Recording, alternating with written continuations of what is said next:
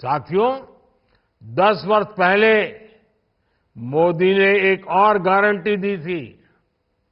तब मैंने कहा था कि ऐसा भारत बनाएंगे जिसके सपने हमारी पहले वाली पीढ़ियों ने बहुत आशा के साथ उन सपनों को देखा था, सपनों को संजोया था।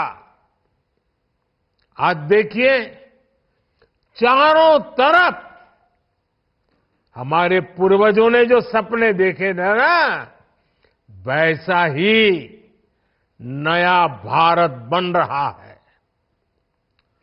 क्या 10 वर्ष पहले किसी ने सोचा भी था कि गांव-गांव में भी डिजिटल पेमेंट हो सकता है? बैंक का काम हो, बिल जमा कराना हो, कहीं अर्जी एप्लीकेशन भेजनी हो, वो घर से संभव हो सकता है। क्या ये कभी किसी ने सोचा था कि बाहर मजदूरी करने गया बेटा पलक झपकते ही गांव अपने परिवार तक पैसे भेज पाएगा?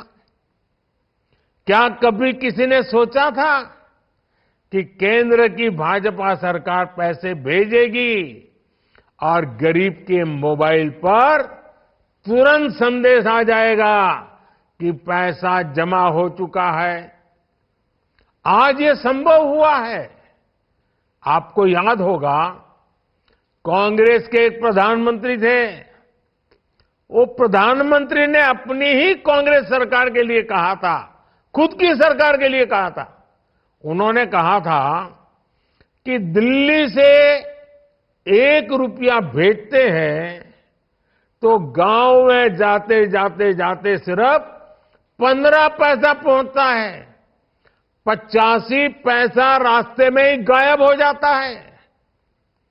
अगर यही स्थिति रहती तो आज आप कल्पना कर सकते हैं कि क्या स्थिति होती? अब आप हिसाब लगाइए, बीते 10 साल में बीजेपी सरकार ने 34 लाख करोड़ रुपए से ज्यादा, 34 लाख करोड़ से ज्यादा, यह आंकड़ा छोटा नहीं है, डीबीटी, डायरेक्ट बेनिफिट ट्रांसफर, यानी दिल्ली से सीधा आपके मोबाइल तक पैसा पहुंच जाता है।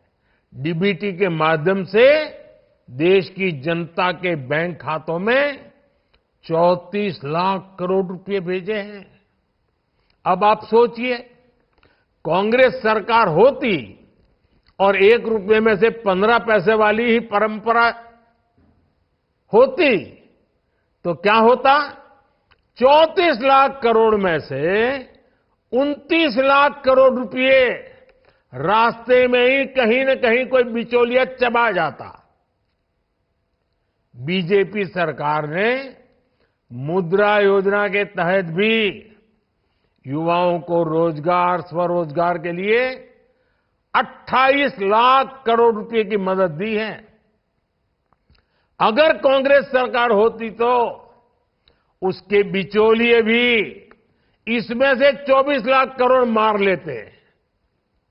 बीजेपी सरकार ने पीएम किसान सम्मान निधि के तहत किसानों को 2.25 लाख करोड़ रुपए बैंक में ट्रांसफर किए। अगर कांग्रेस सरकार होती तो इसमें से भी 2.25 लाख करोड़ तो अपने घर ले जाती, किसान को पहुंचते ही नहीं।